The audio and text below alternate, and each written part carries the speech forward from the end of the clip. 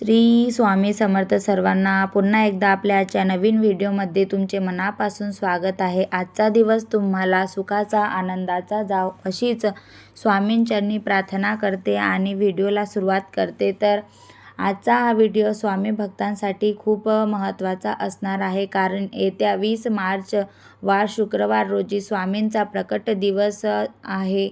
त्यासाठी आपल्याला 21 दिवसांची सेवा जी आहे ती करायची आहे। तर प्रकट दिनाचं औचित्य साधून आपल्यापैकी बरेच जण स्वामींची सेवा करत आहेत, पण मी आज तुम्हाला अशी एक सेवा सांगणार आहे व्हिडिओमध्ये जी स्वामींना अतिशय प्रिय आहे। तर व्हिडिओला शेवटपर्यंत नक्की बघा। चला तर मग व्हिडिओला सुरुवात करूया। यात बघा, येत्या 20 मार्च 2026 वार शुक्रवार रोजी स्वामींचा प्रकट दिवस आहे।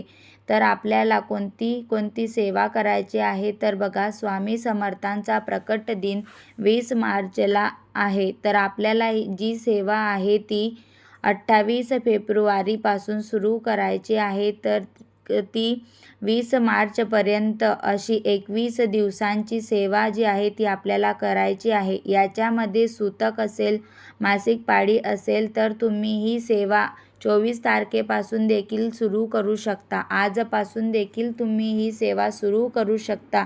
या 21 दिवसाच्या आपल्याला स्वामी समर्थ महाराजांचे 21 स्वामी चरित्र सारामृत या ग्रंथाचे, पवित्र अशा ग्रंथाचे 21 पारायण करायचे आहेत। आता एक पारायण म्हणजे स्वामी चरित्र सारामृत या ग्रंथातील 21 अध्याय आहेत। या 1 ते 21 अध्याय जे आहेत ते पूर्ण पठण करायचे, म्हणजे 1 ते 21 अध्याय पूर्ण पठण झाले म्हणजे एक पारायण होतं। असं आपल्याला 21 दिवसात 21 पारायण जे आहेत ते करायचे आहेत। तर बघा, काही नियम आहेत। तर यासाठी फक्त मांसाहार जो आहे तो वज्र आहे, कुणाची निंदा करणे, चुगली करणे हे सर्व करू नये, परान्न वज्र आहे। आणि यासाठी काही विशेष अशी काही मांडणी देखील करायची आवश्यकता नाही, म्हणजे ही सेवा सर्वात सोपी सेवा आहे। तर बघा, तुम्ही तुमच्या घरात जे देवघर आहे त्याच्या समोर बसून स्वच्छ आसन टाकून स्वामी समर्थ महाराजांच्या सेवेला सुरुवात करू शकता। आता पारायण करत असताना शक्यतोवर तुम्ही वेळ जी आहे ती एकच ठेवा, आणि तुम्ही जर इच्छापूर्तीसाठी करत असाल तर सेवा सुरू करण्यापूर्वी नारळ आणि खडी साखरेचा तुम्हाला जवळपास जर स्वामी समर्थांचा केंद्र असेल, मठ असेल किंवा दत्तांचं मंदिर असेल तर तिथं तुम्ही ते अर्पण करून आणि स्वामींना विनंती करून, स्वामींची मी तुमची 21 दिवसाची सेवा करत आहे, ती सेवा तुम्ही माझ्याकडून निर्विघ्नपणे पूर्ण करून घ्या आणि मुजरा करा आणि सेवेला सुरुवात करा।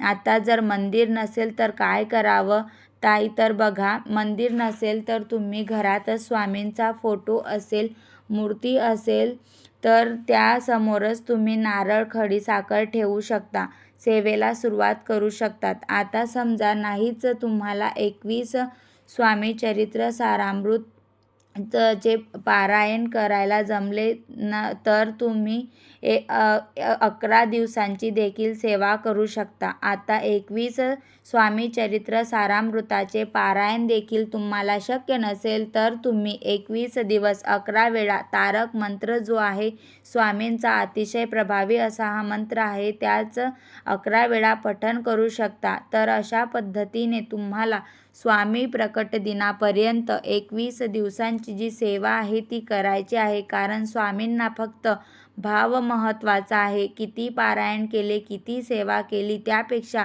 किती मनापासून केली हे महत्त्वाचं आहे। आणि स्वामींना मनापासून केलेली सेवा जी आहे नक्कीच पोहोचते आणि स्वामी महाराज त्या सर्वांच्या इच्छा, मनोकामना ज्या आहेत ते पूर्ण नक्की करतात। तर बघा, आता ही सेवा तुम्ही कशासाठी करू शकता? तर ही सेवा तुमच्या काही अडचणी येत असतील, शैक्षणिक काही अडचणी असतील, नोकरीविषयी काही अडचणी असतील, आर्थिक अडचणी असतील, त्या देखील तुम्ही ही सेवा जी आहे ती करू शकता। अगदी संतती प्राप्तीसाठी सुद्धा देखील ही सेवा तुम्ही करू शकता। आता असं नाही की तुमची इच्छा पूर्ण होण्यासाठी तुम्ही ही सेवा करू शकता. तुम्ही स्वामींसाठी देखील ही सेवा करू शकता, ती पूर्ण करू शकतात. कारण बघा, स्वामी महाराज आपल्याला भरभरून देत असतात ना, कुठली अपेक्षा न ठेवता ते सर्व आपल्यासाठी योग्य करत असतात. आपण सांसारिक माणसं आहोत. प्रत्येका रोजच्या धकाधकीच्या जीवनात स्वामींची सेवा करायला वेळ मिळत नाही. त्यामुळे आपण निदान स्वामी प्रकट दिन किंवा स्वामी पुण्यतिथी या काळात तरी स्वामींची जेवढी जमेल तेवढी जास्त सेवा करण्याचा प्रयत्न करावा. आता झालेली सेवा स्वामींचरणी अर्पण करते आणि व्हिडिओला इथेच पूर्ण करते. श्री स्वामी समर्थ. श्री स्वामी समर्थ. व्हिडिओ आवडला असेल तर जास्तीत जास्त लोकांना शेअर करा. श्री स्वामी समर्थ सर्वांना.